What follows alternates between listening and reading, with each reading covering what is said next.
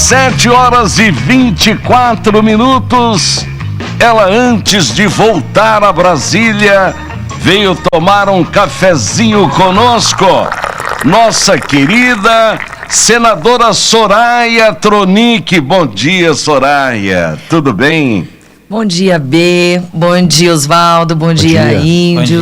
Bom dia, GG. Bom dia, difusora Pantanal. Bom dia, Campo Grande. Bom dia, Mato Grosso do Sul. Muito bom. Você estava gripada? Gripada. É mesmo? A imunidade vai baixando, a gente só trabalha. Aqui a jornada tá de 7-0. Você sabe que o pessoal acha que em Brasília ninguém trabalha. E eu fui um dia em Brasília, quase morri de tanto, com aqueles corredores enormes que não acabam nunca, atividades em cima de atividades. A melhor coisa que eu achei daquele dia apertado, correndo para um lado, correndo para o outro, foi o restaurante do Senado. Lotado. Que maravilha que lá, hein, Soraya? É muito bom. E é do Senac. Do Senac? É do Senac. A comida tem um preço muito bom. Bom. É. Variedade, não é? Exato. E ali a gente encontra todo mundo. Eu encontrei um senador, esse você deve conhecer, uma figura assim popularíssima. Ele não pode usar sapato, ele só pode usar tênis, porque ele tem esporão no pé. Até brinquei com ele: o senhor tem muito esporão no pé? Tenho. Então o senhor é um galo aqui dentro. Quem que é? Não Esqueci sei. o nome dele. Mas você vai encontrar. Mas é agora, dessa legislatura. Senado agora, é. Ele só usa tênis. Ele falou: B, infelizmente eu não posso usar calçado, né, de couro, só tênis. Mas vamos lá. Você veio ao estado e visitou o interior. Visitei o interior. O que você foi fazer no interior? Eu fui para Jardim, e aí fui para Jardim inaugurar uma quadra de esportes, um ginásio. Conseguimos fazer um trabalho. Em 2 dias a gente consegue trazer aquele... Eu esqueço o nome. Piso modular. Piso modular. Fica a coisa mais linda do mundo e... É a tendência, é diferente jogar num piso modular do que no chão mesmo, no cimento, né, direto. Então, estamos reformando esse ginásio, agora vamos colocar cadeiras e atrair cada vez mais a criançada, os jovens e todos para o esporte, né, B? E depois eu fui para Expo Glória. Expo Glória. O nosso querido Buguelo com a Delma. E tava animado ao extremo. Show de Rick Renner na noite de sábado. Premiações de rodeio. E ontem, festa da linguiça em Maracaju. É fantástica, né? É fantástica, lotada. O Rotary realmente está de parabéns. Mas assim, são inúmeros. Esse final de semana também tivemos a festa da farinha. Eu não sou onipresente, né? Então tem que escolher. Não deu pra ir. Não deu pra ir. Mas você sabe que no governo do Reinaldo Azambuja, essa linguiça de Maracaju entrou como patrimônio... como que diz? Gastronômico do estado do Brasil. Do Brasil. Ela é registrada como indicação de origem, né? Por conta da região. O Sebrae que fez isso. Mas o pessoal, quando faz festa da linguiça lá em Maracaju, eu fui uma vez lá, cheguei tarde e não tinha mais linguiça. Agora não está acontecendo mais isso, né? Não está. Ainda, inclusive tinha para comprar, tá? Linguiça congelada. Para levar para casa. Para levar para casa. E é uma linguiça totalmente diferenciada, né? E não é todo mundo que, mesmo ali lá em Maracaju, você tem que saber de quem você compra para poder comprar a verdadeira, né? Aquela carne de primeira, picadinha. Picada na faca. Na faca. As melhores são das mães, das avós, das tias, né? Aquelas caseiras. Feita com laranja, né? Laranja azeda, que já não encontra mais. Então é uma iguaria, assim... Senadora, manda um abraço pro Hamilton Batista, acadêmico da UMA, Universidade da Maturidade. Está enviando um abraço para madrinha de... Você foi madrinha de formatura do pessoal lá? Eu fui e sou. Hamilton, um grande abraço para todos vocês, um abraço para o Neto, um abraço para Caju, para todos os professores, em nome da professora doutora Juliana Mendonça de Faria. Eu sou madrinha da UMA, a Universidade da Maturidade. Eu me inspirei no meu colega Eduardo Gomes, que há 18 anos, já agora 19 anos, montou a Universidade da Maturidade na Universidade Federal do Tocantins. E eu vou dizer, programas e universidade para maturidade existem inúmeros. Só que essa é muito diferente, essa engaja. Eles têm atividades, assim, eles saem dali com um certificado. Olha, eu até esqueci o nome de qual é a graduação, mas é algo para tratar realmente da terceira idade. Então, eles se envolvem de uma maneira incrível. Já agora vamos entrar a segunda turma, já está funcionando. Os egressos que querem, eles continuam, porque eu digo assim... Aqui não tem, na UMA não tem tendinite, rinite, bursite, depressão que resista. Todo mundo ali para de tomar remédio, eles viajam, então não dá para você dali 2 anos devolver essa pessoa para casa. Né? E vira uma convivência, né? É incrível. Dá até namoro ali, sabe? E dá casamento. Dá casamento, dá namoro. É legal isso. É maravilhoso. E agora... e eles viajam muito, então só existem. O Eduardo falou assim: Soraya, você é a única que eu acredito, sabe, naquilo que as pessoas me falam. E quando o Eduardo falou, há 18 anos eu falo para todo mundo aqui em Brasília, monte este programa específico. E nunca ninguém deu bola. E ele virou meu amigo, ele falou, você tem que fazer isso. Quando ele viu, eu já tinha indicado o recurso para o EMES. E até o Laércio, que se casou agora, Laércio e Suzana, um grande abraço, que Deus abençoe vocês. Um casamento lindíssimo, muito emocionante. Vou fazer uma inconfidência, nosso governo. Eu choro em todo casamento, às vezes até de gente que eu não conheço. Mas o governador ficou muito emocionado, viu? Né? Um abraço para o nosso governador Eduardo Riedel, Mônica. E foi emocionante. E aí o Laércio até achou, a priori, que eu estava mandando um recurso muito grande, meio que desconfiou. Quando ele viu acontecer, e o pessoal de lá que veio montar aqui. Então, ele falou, Soraya, você foi a única que acreditou neste projeto. E hoje eu sou incentivador. E agora nós vamos montar a UMA em Dourados, a UMA indígena. Também já existe uma UMA indígena em Tocantins. Nós estamos copiando esses programas. E pelo restante do estado, já foi recurso até para montar em Três Lagoas. Agora um ônibus só para a UMA, porque a UMA tinha que ficar na fila para o ônibus da UEMS. Mandei porque eu consegui vislumbrar a importância desse projeto. Quem dera todos usassem a mesma metodologia. Sabe? Eu também sou madrinha desse programa para pessoas da melhor idade na UFMS. Certo.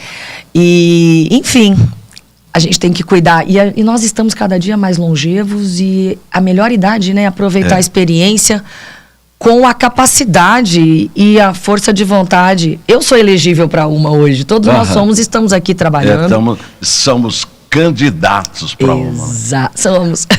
Ô Soraya, educador social do envelhecimento humano. É o que é formado nesse curso. Tá vendo? Aí, Hamilton, muito obrigada. Tá ouvindo a gente. Olha que bacana. Um grande abraço, Hamilton. Manda meu abraço. Agora ganharam também uma lousa digital. Enviei para eles. Cada vez mais Cada vez investindo. E agora o sonho, né, Hamilton? é a sede própria, porque eles são, assim, a alegria. Muitos professores não estavam acreditando também. Hoje tem fila de professores da UEMS para dar aula para uma. Que bacana. É muito legal.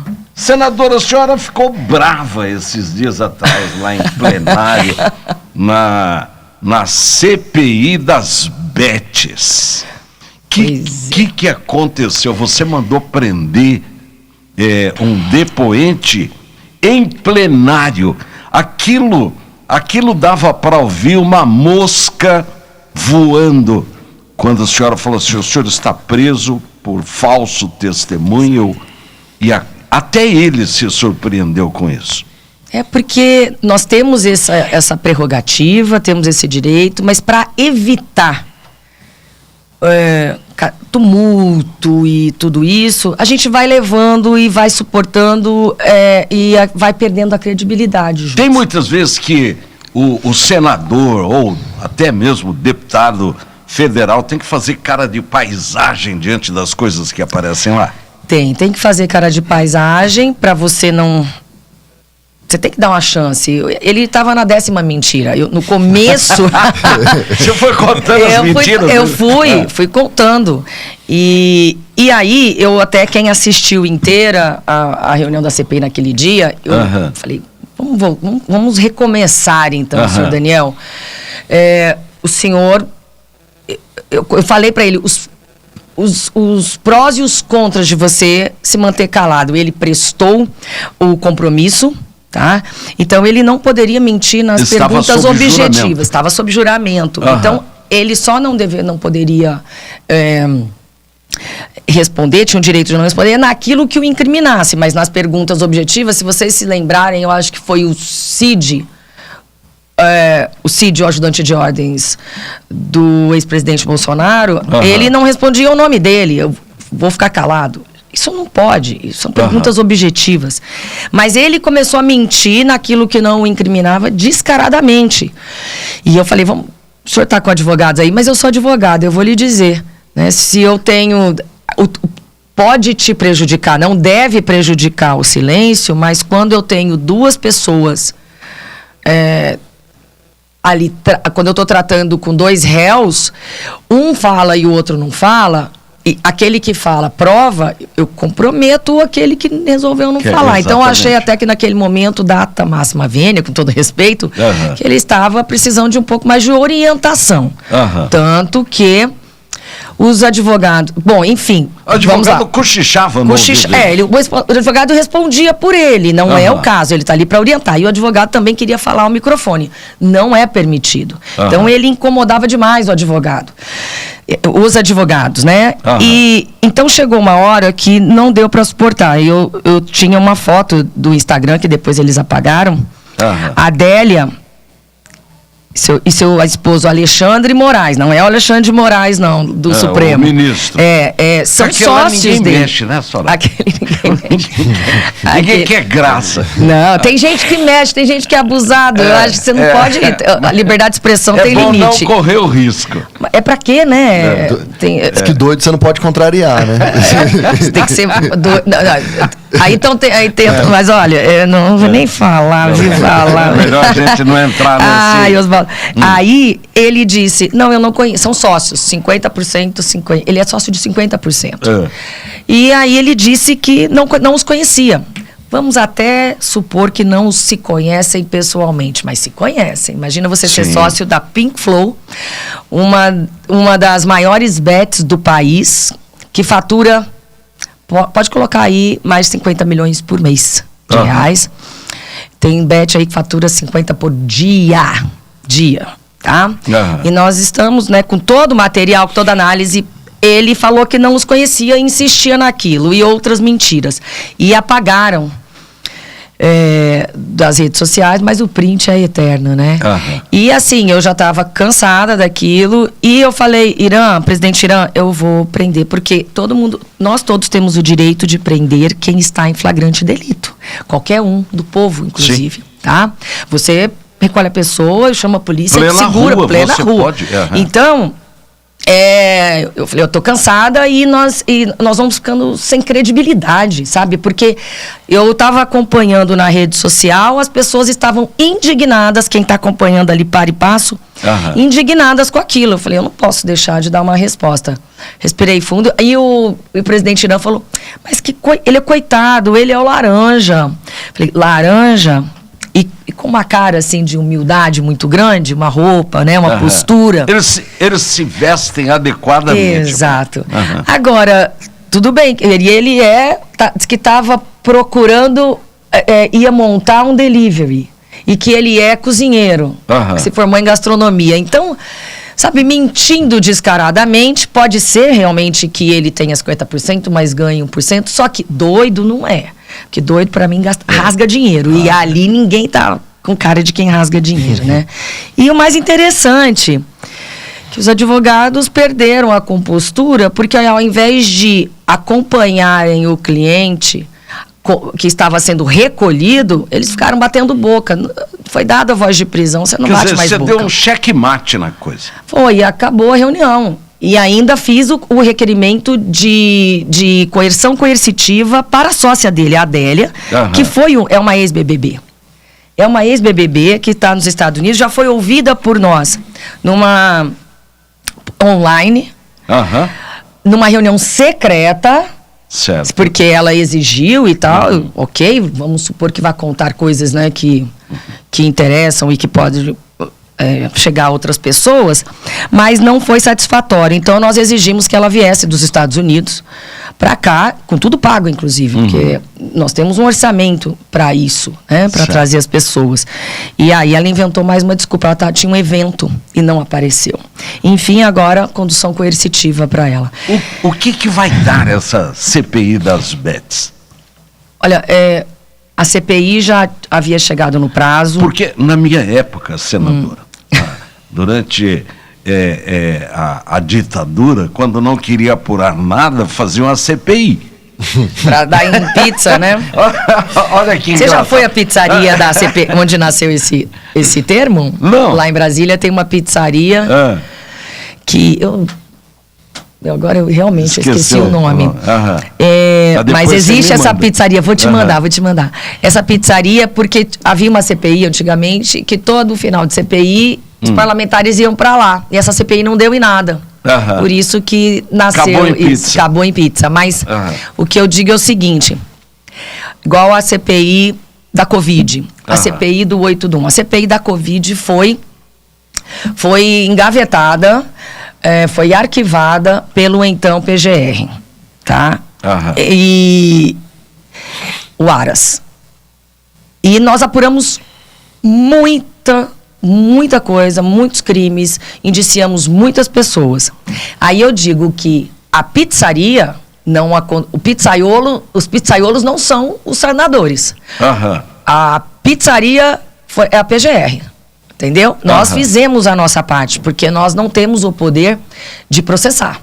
Então, nós fizemos a nossa parte. O Ministério Público que coloca para frente, né? Ministério Público e também Polícia Federal. Nós sempre entregamos os relatórios finais para a PGR, para a Polícia Federal e uma cópia sempre para o presidente do Supremo. Na 8/1, nós também fizemos o nosso trabalho, indiciamos, fizemos todas as entregas. O 8/1 está caminhando e muitos processos ainda se referem a investigações que nós fizemos. Então, as pessoas, é bom que a gente explique, né? Se não derem nada, de repente nós não somos os pizzaiolos, tá? Outros encarregados quando a gente termina a nossa prerrogativa, a nossa competência, são outros os encarregados. Mas essa vai dar sim, e o que nós estamos vivendo é uma verdadeira pandemia de jogatina. Uma pessoa que está sob efeito de álcool e de droga, alguma coisa desse vício, você percebe nitidamente que ela está agindo tal qual. Mas o jogo, 24 horas, na casa das pessoas, você vai perceber muito tarde. Muito tarde. Eu estava nesse final de semana encontrei lá na Expo Glória o prefeito Jean de Deodápolis. E ele me falou, Soraya, eu tenho um amigo que vendeu caminhão, vendeu tudo, quebrou. O outro vendeu fazenda. O vício do jogo é algo impressionante e de 2020, 2021 para cá, nós tomamos o primeiro lugar no ranking mundial. O Brasil é o primeiro lugar que mais se joga. Então é grave, causa dependência, porque libera dopamina, a pessoa fica viciada. Nós não temos condições ainda profissionais da saúde mental no SUS trabalhando com isso, só clínicas ainda privadas que custam no mínimo 15 mil reais por mês. Certo. Então pessoas tiraram a sua vida, pessoas estão correndo de agiotas, enfim. É um problema e vocês devem, os pais aí, até adultos, idosos, os idosos jogam em menor número, mas jogam mais dinheiro. Então é bom deixar claro, ninguém ganha das bets. Tem gente que está achando que isso eu vou investir. Não, eu estou fazendo investimento, como se estivesse investindo na bolsa. Estou me treinando. Não, gente, isso não existe. E ali no meio tem lavagem de dinheiro, tem evasão de divisas, e nós estamos perdendo de arrecadar no mínimo 15 bilhões por ano. Ô, senadora, mas não foi agora legalizada a questão dos bingos, dos cassinos em algumas áreas? Os jogos eletrônicos, nós votamos a favor, porque nós entendemos que não havia mais como coibir. Oswaldo, a gente não consegue construir um muro virtual em torno do país. Nós não temos condições, tecnologia para coibir. O que é preferível? Que nós seguremos. E nos inspiramos, nós vamos, na CPI também, no relatório, eu vou trazer as propostas legislativas para aprimorarmos e trazermos mais segurança e minimizarmos ao máximo os danos que isso causa. Então, reconhecimento facial e tudo mais. Porque senão, se você proibir aqui, eles vão jogar em cassinos de outros países e realmente o dinheiro nunca vai ficar aqui e o problema vai permanecer. Mas há meios, e aí é uma conversa bem longa, mas o que ocorreu? Em dezembro de 2018, Michel Temer, antes de sair da presidência, sancionou uma legislação permitindo os jogos online e tudo mais, e que isso tudo deveria ser regulamentado pelo Poder Executivo no prazo de 2 anos, prorrogáveis por mais 2, ou seja, no governo Bolsonaro. Nada foi feito. E aí nós ainda votamos, mas era necessário. Foi neste momento em que entrou também pandemia que nós assumimos o primeiro lugar no ranking mundial. Então, agora o governo Lula entrou e montou uma secretaria especializada em jogos. Especializada não, se especializando, porque nós estamos correndo atrás de um prejuízo. Ninguém entendia nada sobre isso. Ninguém. Só quem já estava envolvido, né? Então não dá para a gente se informar. Então nós estamos trocando o pneu com o carro rodando. E foi regulamentado agora, está sendo regulamentado, ainda continua esse trabalho de regulamentação. Então, foi legalizado em termos. Eu discordo de muitas questões, porque na fase de legalização não estavam cobrando a tributação. Isso, existe o fato gerador, você tem que cobrar. Então, para mim, eu estou fazendo um trabalho para cobrança retroativa. Certo. Só que entramos num problema gravíssimo, né? E os bingos e ainda os cassinos físicos não foram liberados. Tá? Estão em processo de. Parece-me que vão ser.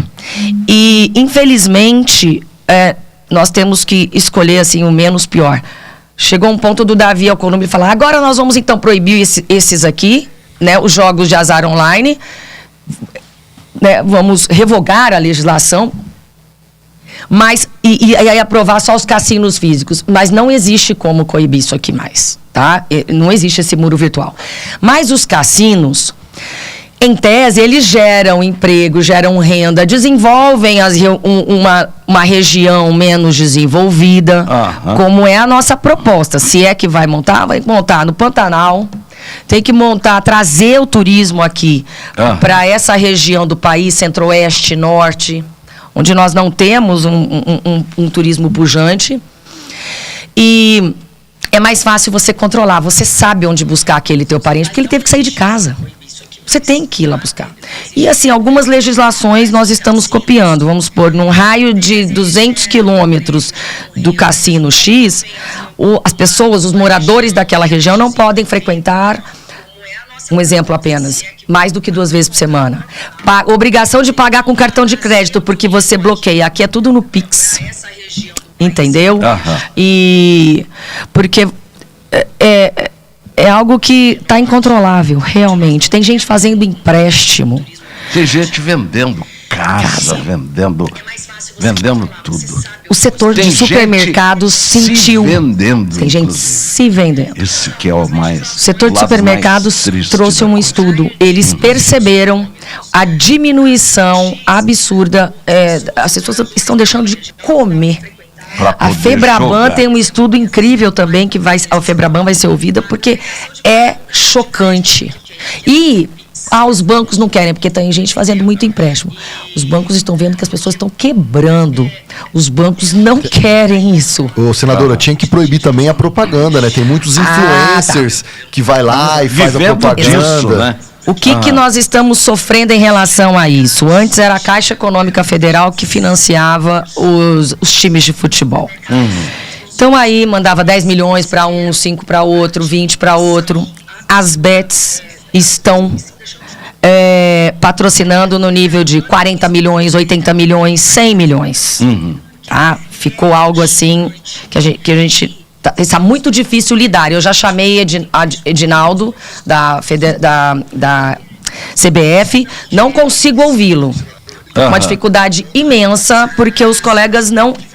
Eu já aprovei o nome dele, mas tá difícil de conseguir arrumar a data, né?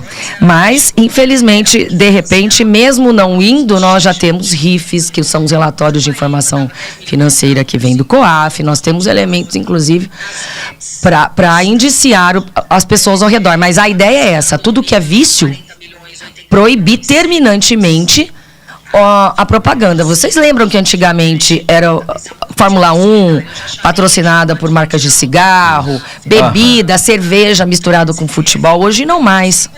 E conseguimos coibir, diminuir o tabagismo. E agora a ideia é a mesma. Nós não estamos conseguindo um acordo. Tá difícil. Muito difícil. Mas nós precisamos encontrar uma solução.